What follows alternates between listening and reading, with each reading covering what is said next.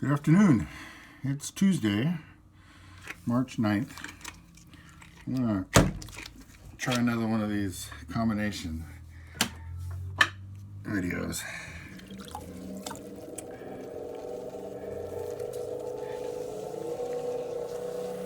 So one of the things you find when you're working at home and providing all the pots that go into a particular kiln firing is that you start thinking, at least I have, ahead in terms of the kiln loads. And so that bottle I put the handle on yesterday, right now it's a bit of an oddball. It's in some measure too tall, which is only a problem if it's the only one. So now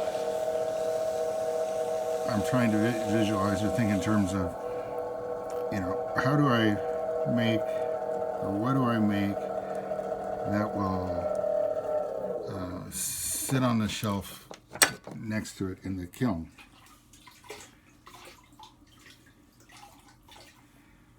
Because ideally I want the kilns always to be full and to have relatively few open spaces with just air in them. I'm not really interested in firing air.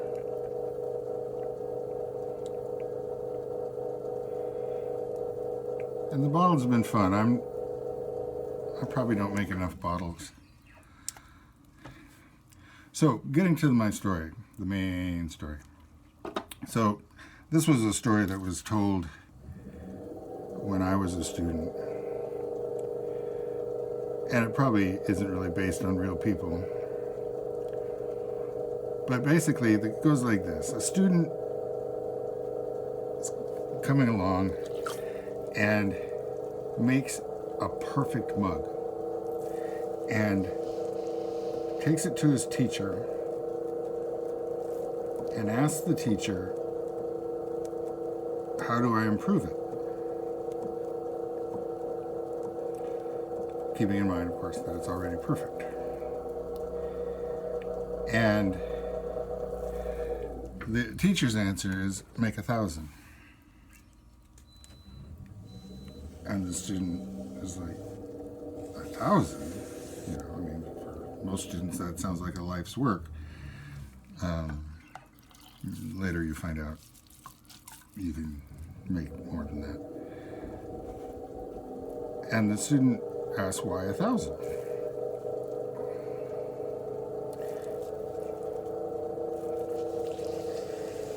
And the teacher says, well, right now, everything that's perfect about your mug, your perfect mug, congratulations, is the result of a lot of fussing and attentiveness and, oh, maybe this isn't going to work.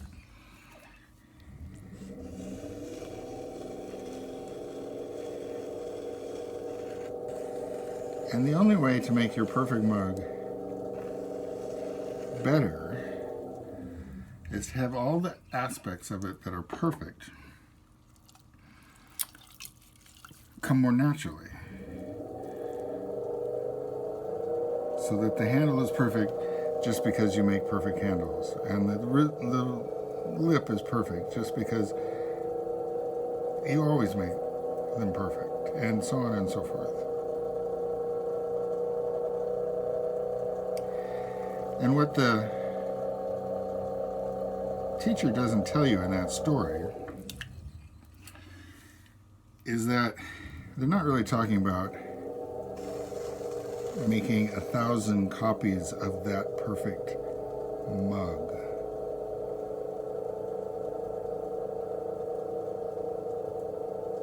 Rather, what they're talking about is,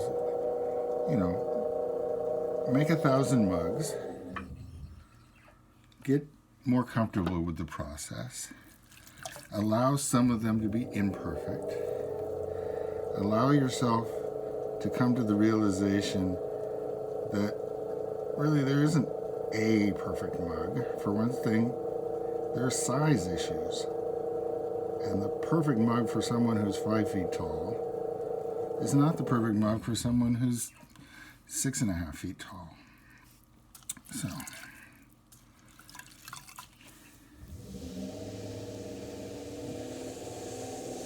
but along the way to that 1,000 mugs, you're bound to make several hundred perfect mugs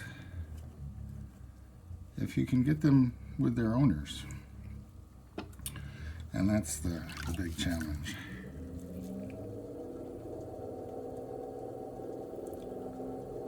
Okay. It is entirely possible I should have waited to do this throwing until after I'd had some coffee, but we will see.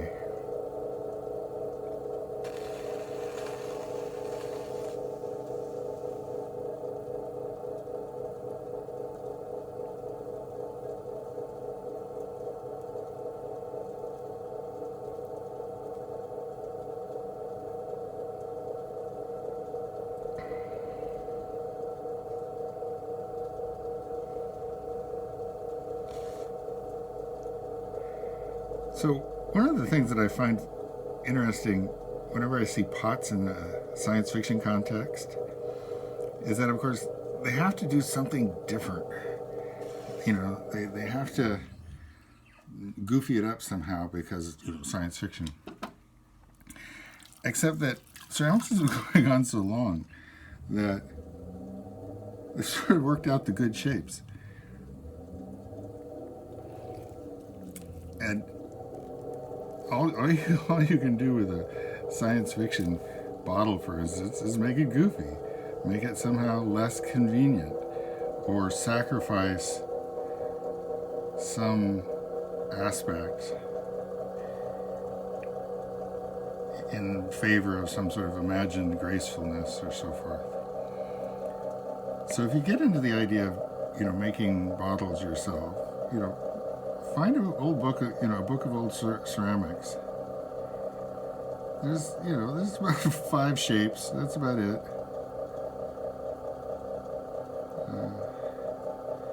Really don't need a huge variety. And of course, if you really get into it, then you start thinking about, okay, so which shapes are for which contents and which social situations, and what does that mean about their overall design? So for instance, yesterday's bottle, or any bottle that's larger than, say, maybe a quart, is probably going to get used two-handed. For one thing, it's heavy. For another thing, you're aiming it at your teeth. So drunk or sober, if you're drinking your booze straight out of a bottle, you need both hands on it because you don't want to smash the clay into your teeth, not to mention your lips, etc.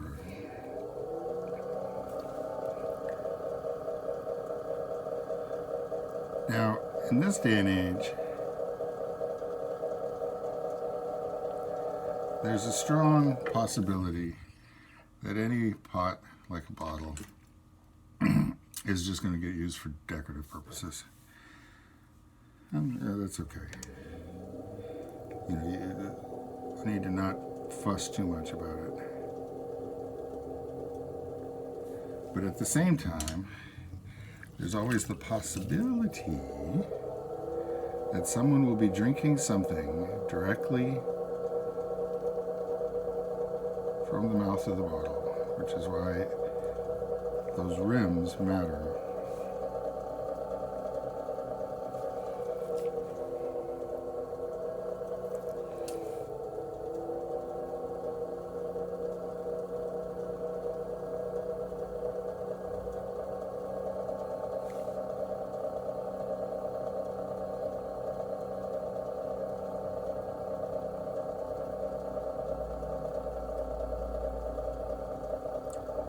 So I mentioned that handles do weird things. One of the things I've learned the hard way is that if you make a handle coming straight off the rim, it will often tug that rim out of round. Okay, so in the firing, everything is getting soft, all the clay is getting soft, but it's also pulling in a variety of directions. And so like yesterday's bottle had that ring. That was for to help keep the mouth true round so that it'll fit the cork accurately.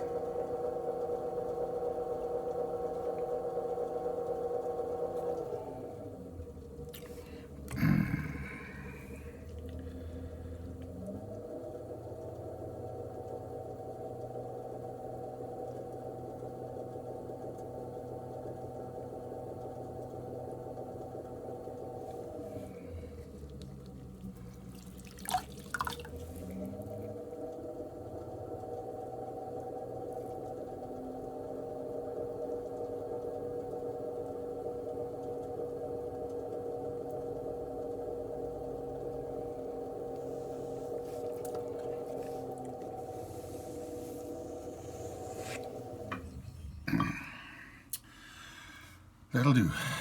Have a good day.